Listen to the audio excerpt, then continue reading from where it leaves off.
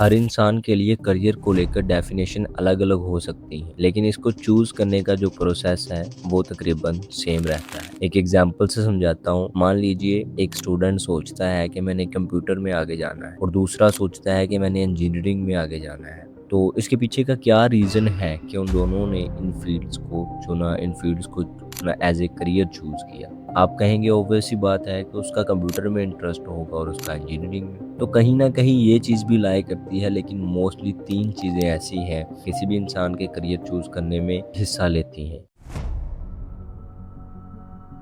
एक इंसान तकरीबन एवरेज 5 घंटे पर डे मोबाइल फ़ोन पर गुज़ारता है, तो ज़ाहिर-सी बात है इसका कुछ इम्पैक्ट पड़ेगा उसकी ज़िंदगी के अंदर। मीडिया में अगर न्यूज़ चैनल्स की बात की जाए तो पॉलिटिक्स, सिनेमा, क्राइम्स और स्पोर्ट्स, यही 4 तरह की हमें न्यूज़ सुनने को मिलती है। और अगर सोशल मीडिया की बात की जाए तो सोशल मीडिया में ऑलरेडी पहले से हम जो कुछ भी देख रहे होते हैं वही हमारे सामने आता है। तो ऐसे में कुछ भी अलग एक्सप्लोर करने के लिए, कुछ भी अलग देखने के लिए हमें खुद से सर्च करना पड़ेगा उस चीज़ के बारे में।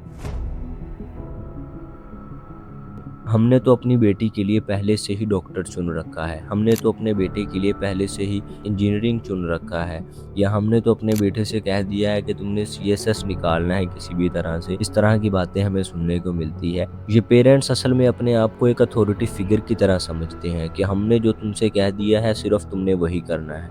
अगर कोई खुद बढ़कर कुछ कहता है कि मैंने काम करना है तो काम भी मेरी पसंद का होना चाहिए, तो बात तो बिल्कुल ठीक है। लेकिन आगे से जवाब आता है। ओ पप्पा। हे! पप्पा जी बोल, पप्पा जी। जी पापा। आगे नहीं, पीछू जी लगा, पीछू जी। और ये पेरेंट्स असल में ये समझते हैं कि स्ट्रिक्ट पेरेंटिंग एक ऐसी चीज़ है जो कि बच्चे को वेल डिसिप्लिन बनाती है, लेकिन ये चीज़ सही नहीं है।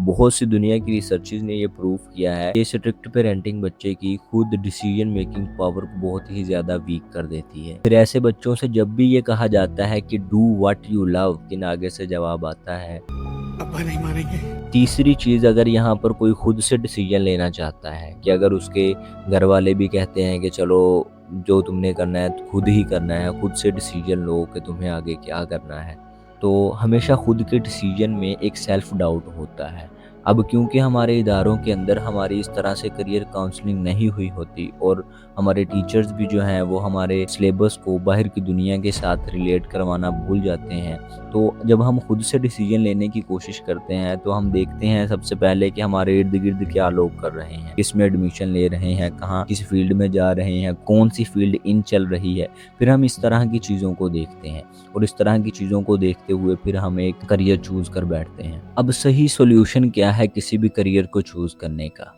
तो सबसे पहले तो आपको खुद से ये इनिशिएटिव उठाना होगा, खुद से चीज़ों को एक्सप्लोर करने की कोशिश करनी होगी। सोशल मीडिया पर ट्रेंडिंग चीज़ों के ही पीछे मत नहीं भागना, बल्कि खुद से चीज़ों को देखना है। स्पेस, कोडिंग, जियोग्राफी और किसी भी बूम फील्ड के अंदर नहीं भागना है कि बहुत सी चीज़ें जो ट्रेंड में चल रही हैं वही करनी है। याद रखिए कि हर फील्ड की अपनी एक वैल्यू है सोसाइटी के अंदर, अपनी एक जगह है सोसाइटी के अंदर।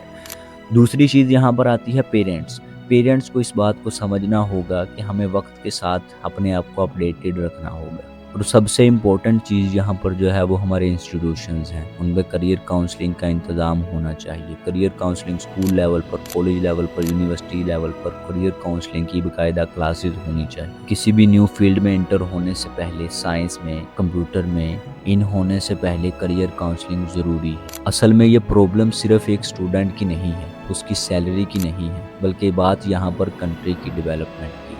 बड़ी-बड़ी कंट्रीज़ के अंदर हर एक फील्ड को अपनी एक वैल्यू दी जाती है, हर एक फील्ड को इम्पोर्टेंस दी जाती है। ये सारी फील्ड्स ही आपस में मिलकर एक कंट्री की डेवलपमेंट में हिस्सा लेती है।